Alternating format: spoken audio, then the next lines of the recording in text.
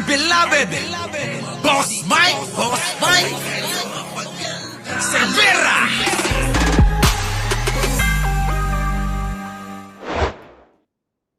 Kung narrative itong mga Duterte ngayon, ang sinasabi nila essentially is, sa amin lang yung confidential fund, ilan million lang pinag-usapan. Pagdating kay BBM, billion ang pinag-usapan. Una-una, debatable pa rin gaano ka questionable yung budget ni BBM. And pangalawa, BBM is the president, so him having confidential fund is much more justifiable than the vice president's having. Narinig niyo yun mga kababayan, kasi nga presidente si Pangulong Bongbong Marcos, kahit buhusan ng confidential fund yan, normal lang yun. Tuloy. Shoutout po sa lahat ng bagong dating. Sa mga hindi pa ho, nakakapag-like, share, and subscribe. Tulad ni Teresita Tan. Wag niyo akong kakalimutan. Tuloy. Confidential fund. Although ako, personally, I'm against confidential funds per se, on the grounds of good governance. But more importantly, baka naman gusto natin na ipaalala sa ating mga kaibigan, kamusta naman ang... Kamusta yung alin? Mga kababayan, baka nalilimutan nyo na, etong mga tatalakayin dito at sasabihin. Mga kababayan, pakinggan nyo maigi yung mga nakakalimutan nyo na. Ano yun?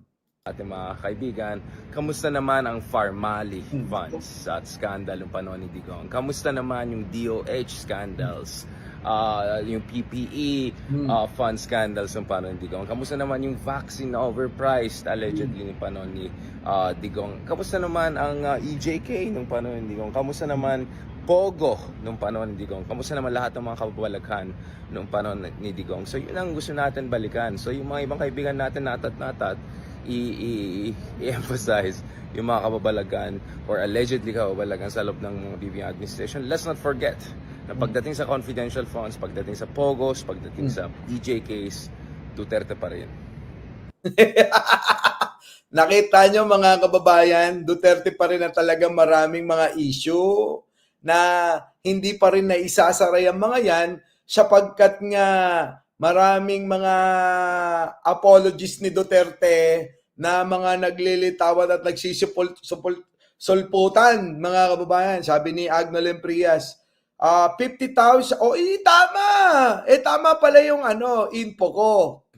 50,300 square meter lang ang Quirino Grandstand. Kaya nga, tama rin naman na isama ko na, mga kababayan, yung Rojas Boulevard. Gawin na natin na 60,000 square meter. 60 na. Ngayon mag-compute kayo, mga kababayan. Agnolem Prias, yan ba'y ginugel mo? Yan ba'y tinignan mo? Chinek mo ba yan? Baka mamaya fake news ka. Sumagot ka. Yan ba sinerch mo na ang laki ng Quirino Grandstand ay 50,300 square meter lang? Ngayon, mga kababayan, per square meter, maging konserbatibo na tayo. Ibig sabihin, siksikan yung tao sa Quirino Grandstand. Siksikan yung rally nila. Hindi po ito pagtutuligsa, kundi ito'y pagtatama. Para maunawaan ng mga Pilipino kung paano mag-compute ng mga nag-uumpokang tao. Ano po? So ngayon, ang tanong, ilang tao ang sasakop sa per square meter? Square kwadrado, parang ganon, Ilan? Mga kababayan? Agnolem Prias, sumagot ka. Ilan? Times nyo na lang yan, May ready na ba kayong calculator? Ayan, ilan yan? 251,500 katao. Naku, mga kababayan. Dagdagan mo. TGR, dagdagan mo. Gawin mong 60,000. Kasi meron pang sinakop na Rojas Boulevard. Gawin mo ng 60,000. Di ba? Yan. So, fake news yung milyon na sinasabi nila, mga kababayan. Fake news yun. Di po ba?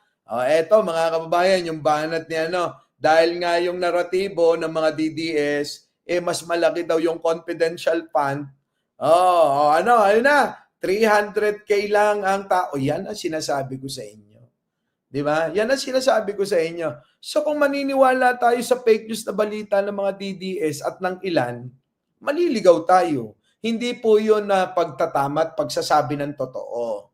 So tayo mga kababayan, lagi kong sinasabi to, mapanuri tayo para nang sa ganon, maging tama yung ating paniniwala. Di ba? So, malabo.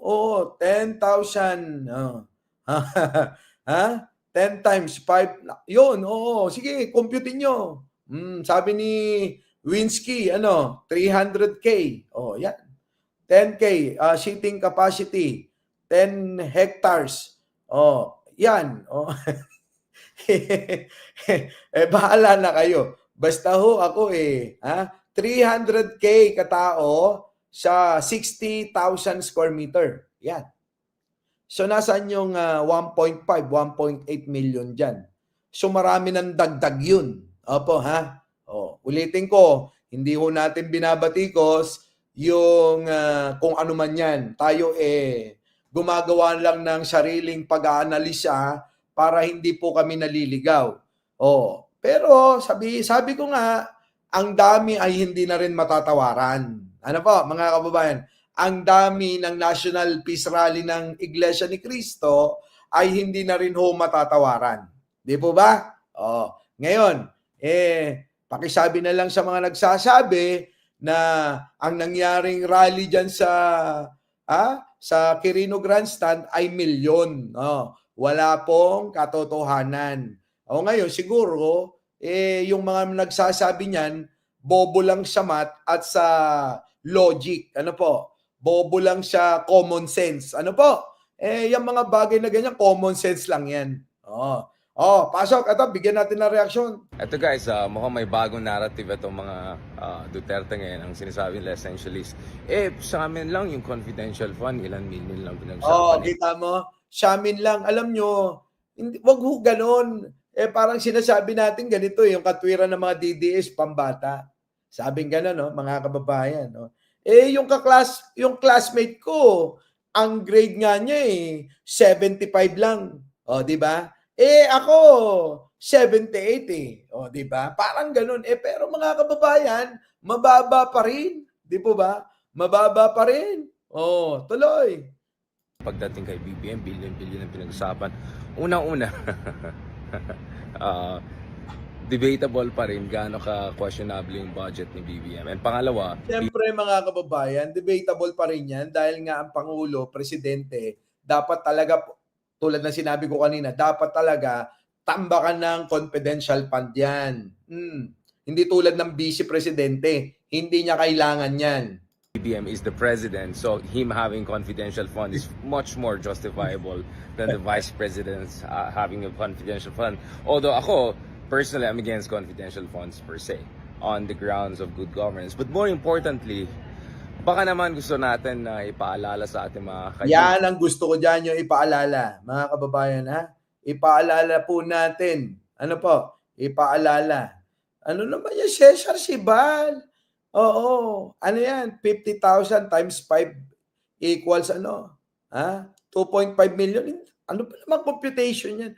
Pag 50,000 times 5, nasa 250 lang yun. Medyo kahit papaano bobo ko sa math, pero sa mga ganyang konting numero, kaya ko pang computing yan. Tuloy. Kamusta naman ang Farmali? Kita nyo, ang daming dapat kamustahin kay Digong, mga kababayan, na dapat naunahin, hindi yung confidential ni Pangulong Bongbong Marcos ninyo, yan laki-laki, bilyon normal lang yun. At scandal yung panahon ni Digong. Kamusta naman yung DOH scandals, yung PPE fund scandals ng panahon ni Digong? Kamusta naman yung vaccine na overpriced allegedly ng panahon ni Digong? Kamusta naman? Dami, di ba? Ang daming mga anomalya ni Digong na nakakalimutan na ng taong bayan. naman ang EJK nung panahon ni Digong? Kamusta naman Pogo nung panahon ni Digong? Kamusta naman lahat ng mga kababalaghan? Oh, yun na nga, ang daming kababalagan nung panahon ni Digong. Dami talaga, parang mga multo. Ha? Parang mga multo na nawawala at parang mga multo na bigla na lang lilitaw yung mga anomalya. Ganun po, mga kababayan. Thank you po sa mga bumabati ng happy birthday. Ano po? Ilang minuto na lang at lilipas na. Oo. Ayun, senior citizen na tayo, mga kababayan. Kaya, dual citizen na ako. Ayan po, mga kababayan. Wag ho natin kakalimutan yung mga nabanggit na yan, mga kababayan. Ang problema nga yan, no? Sabi dito ni Bid Style 101. 300k plus plus anino. Nako, mga kababayan. Yan nga. So, fake news. Fake news yung milyon-milyon, mga kababayan. Kasi masyado tayong nalilin lang, overwhelming yung balita, no?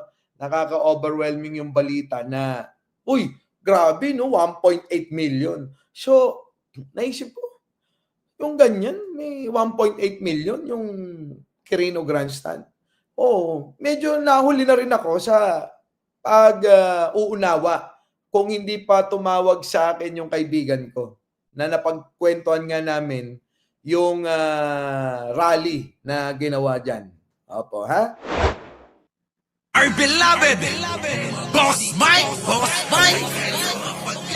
Cervera.